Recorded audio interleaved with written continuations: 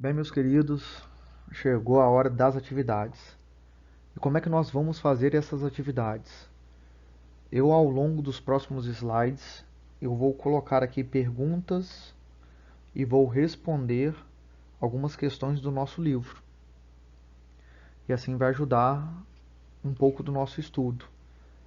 E no final, eu vou deixar algumas atividades também do livro para serem feitas.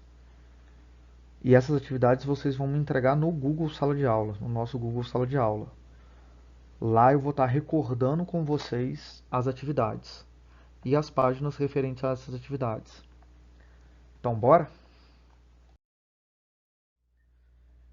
Então, meus queridos, vamos para a nossa primeira atividade, mas eu já peço um favor para vocês. Nesses slides, eu já vou falar a pergunta e já vou fazer as respostas. Para que vocês possam ver se estão acertando ou não, eu aconselho que quando eu fizer a pergunta, vocês pausem o vídeo, tentem responder e aí sim, com a minha resposta, vem se vocês têm acertado ou errado. E aí percebeu os comentários que eu vou fazer ao longo das atividades. Ok? Então vamos lá.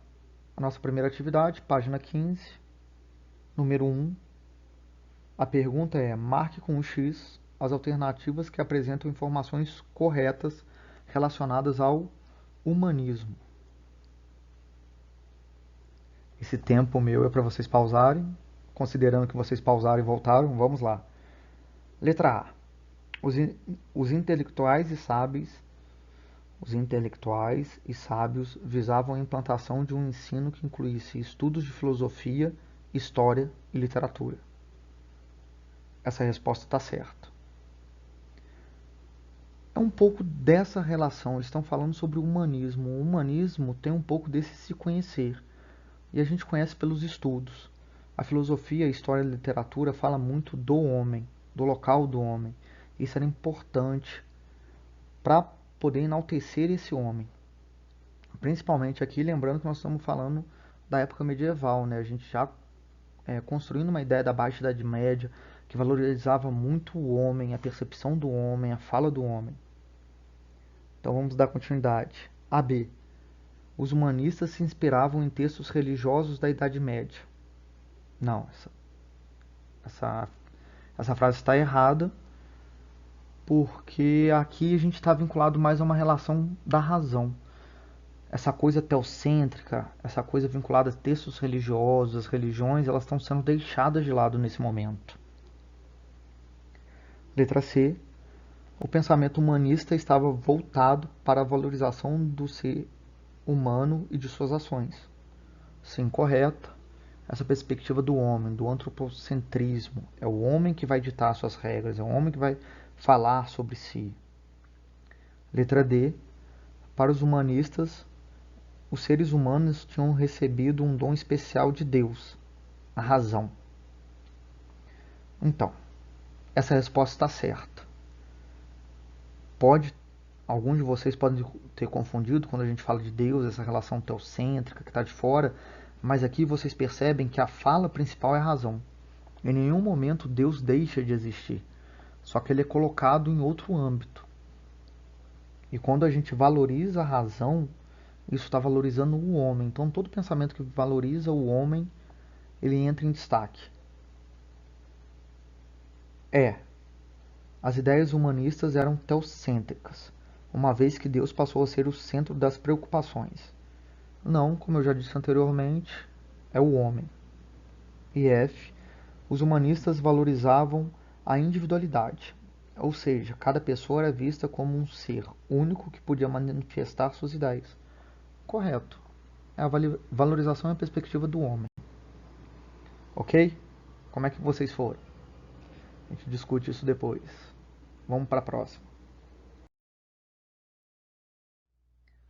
Então vamos para mais uma pergunta. Continuamos na página 15, mas agora atividade número 4. Entre os diversos fatores que possibilitaram o surgimento do movimento renascentista da Península Itálica, encontra-se o incentivo dado às artes e às ciências pelos mecenas. Sobre os mecenas, responda. Agora é aquele tempo que eu peço para que vocês pausem e tentem responder. E eu já vou para a resposta. Vamos lá. A. Quem eram essas pessoas? Só observação. Isso aqui é a minha resposta. A de vocês podem estar próxima, não precisa ser necessariamente igual à minha. Então, de acordo com que eu der a resposta, vocês usem a crítica de vocês e percebam se as respostas estão próximas ou não. Então vamos lá, voltando. Quem eram essas pessoas? Burgueses, príncipes, monarcas e papas, que investiam no trabalho dos artistas. Aqui é importante destacar isso, que eram pessoas que investiam na arte dos outros e que, de certa maneira, tinham uma condição para fazer isso. Então, por isso que eu destaquei os burgueses, os príncipes, os monarcas e os papas. Lembrem bem, importante destacar isso. Eram pessoas que tinham dinheiro, né, que tinham capital para investir nas artes. B. Quais foram as principais razões que motivaram esses indivíduos a se tornarem benfeitores das artes? Ao patrocinarem as artes e a ciência, buscavam projetar-se socialmente. Os burgueses recorriam ao mecenato como objetivo de eternizar suas imagens, relacionando a valorização do homem. O que significa isso? Quando você faz uma escultura sua, um quadro seu, isso significa, a princípio, que você vai ser eternizado nessa arte. Então, essa importância de você ter um trabalho artístico que reflete você.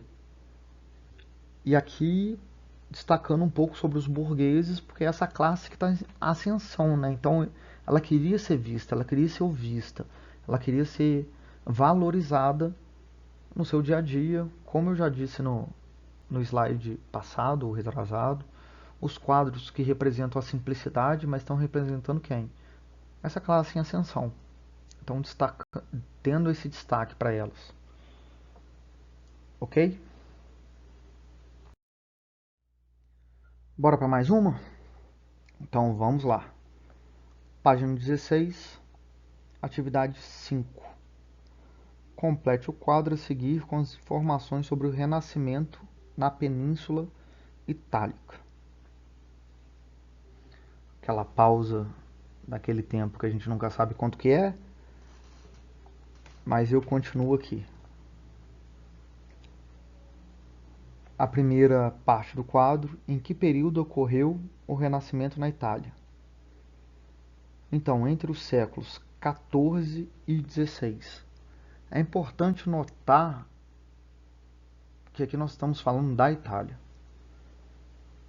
Ao longo da Europa, o tempo vai fluir de uma forma diferente. Mas como a gente está falando da Itália, século XIV e XVI aí. É muito tempo, é pouco tempo. É como as coisas aconteciam naquela época.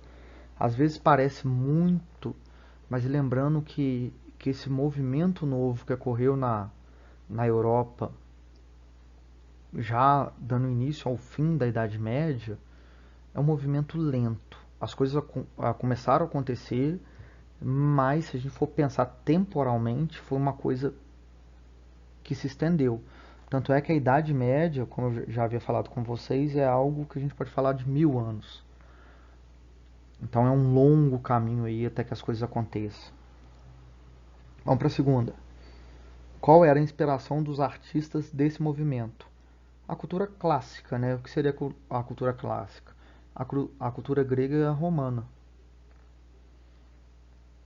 Quais os fatores favoreceram a difusão desse movimento? O crescimento do comércio, o enriquecimento de alguns indivíduos que se tornavam mecenas, a maior circulação de pessoas, ideias e conhecimento, diversas invenções. Então está mostrando o quê? O movimento em si. E é bom notar o que? Essa percepção também do dinheiro, aqui desse ganho de capital, desse acúmulo de capital. Cite 3 teorias defendidas durante o Renascimento: antropocentrismo, individualismo e racionalismo.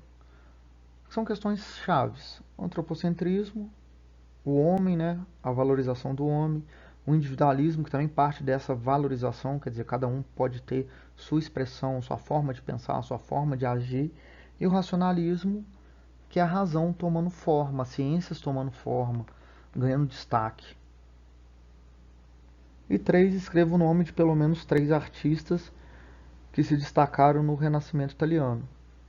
Aqui eu coloquei Galileu Galileu, Leonardo da Vinci, Michelangelo, mas nós temos inúmeros artistas. Ok? Então bora para mais uma. Bora para a última?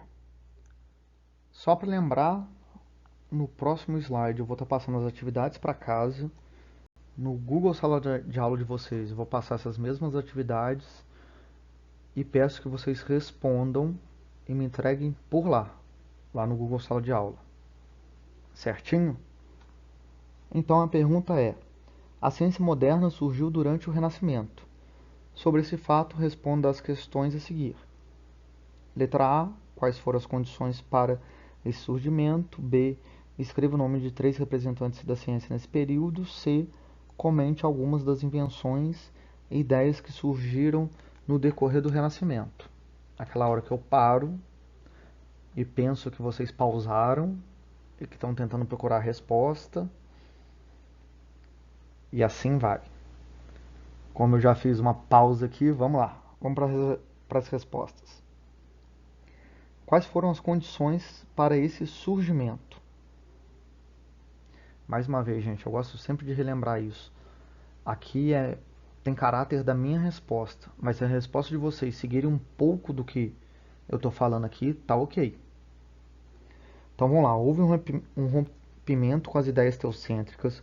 O homem passou a ser colocado no centro das preocupações e também ocorreu difusão do racionalismo, a expansão das universidades, a publicação e circulação de livros e o crescimento da vida urbana favoreceu o desenvolvimento das ciências. O que eu queria mostrar aqui é que com a urbanização houve um encontro de ideias. Com esse caráter racional de você pensar o homem do indivíduo, então você tem essa preocupação com o homem. Vamos dar os exemplos aí. Pensem na medicina. Medicina, o que é a doença, como que se cura. Eu já usei isso de exemplo com vocês. Não, as doenças não são mais influências divinas, mas elas acontecem por algum motivo. Então olha como colocar o homem em destaque, pensar o homem, pensar nas suas ações, você começa a pensar em tudo isso que envolve essa característica da ciência moderna. É o homem pensando, é o homem se valorizando. E discussões que a gente pode pensar também de ordem política, de ordem econômica, de ordens sociais, de ordens artísticas, como já dito anteriormente. Olha, é o homem em destaque. Você pensar na expansão das universidades, o que são as universidades? É ampliação de conhecimento. Da mesma forma que as escolas, o que você está fazendo? Você está passando conhecimento. Esse conhecimento está atingindo o maior número de pessoas. Isso também está dentro dessa ordem, dessa discussão do homem, o homem enquanto centro. O homem ele tem que ter uma condição de ter respostas. E como que são essas respostas? Respostas de uma ordem racional. B, né, escreva o nome de 3 representantes das ciências nesse período. Aqui eu coloquei Nicolau Copérnico, Galileu Galilei e Kepler.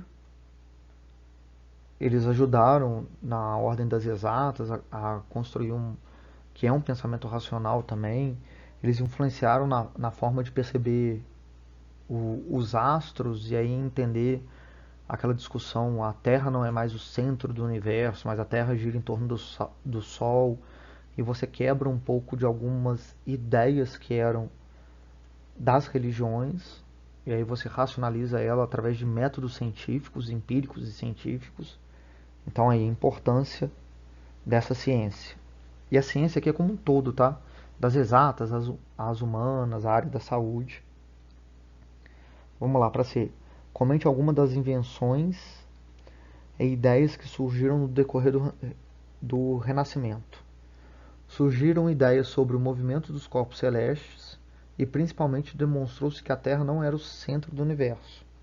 Houve a criação de instrumentos diversos, como o compasso, a luneta, o telescópio, que ajudaram na elaboração de leis para explicar os fenômenos que regulavam a vida humana e a natureza. É importante destacar isso também. Objetos científicos. Isso ajuda, esses instrumentos ajudam a você perceber as coisas que estão à sua volta. Você vê um astro, né, um planeta. Como que você vai ver sem um telescópio, sem algo que você consiga mensurar, né, medir a sua distância, pensar suas relações? Isso, e parecem ser coisas muito simples, mas que fizeram uma grande mudança. Um telescópio, você começa a identificar o que são os micro-organismos e aí entender que esses micro-organismos podem ocasionar doenças. Então é dentro dessa ótica aí que está esse pensamento da ciência moderna. Ok, meus queridos? Então, como eu já disse, no próximo slide eu vou passar uma sequência de atividades que são do próprio livro e que mais uma vez vocês me entregam lá no Google Sala de Aula. Bem, meus queridos, são essas 4 atividades para casa. Página 10, atividade 1, página 10, atividade 2, página 15, atividade 3, página 16, atividade 6. Algo importante, essas 4 atividades elas vão ser avaliadas. Por isso que eu estou pedindo a entrega no Google Sala de Aula. E essa entrega tem que ser feita até segunda-feira, dia 27. Certo? Ah, professor, mas eu quero fazer as outras. Ok. Vocês podem fazer, a gente corrige retornando da quarentena, ou se vocês sentirem que tem muita dificuldade, me procurem no Google Sala de Aula, que eu respondo para vocês através daquele veículo de comunicação que tem na nossa própria sala. Ok, meus queridos? Então, bom final de semana para vocês, bom descanso. Espero que através dessas 4 atividades eu possa estar recordando alguma ideia com vocês, para que na próxima aula a gente dê continuidade aí com a nossa matéria. Abração para vocês.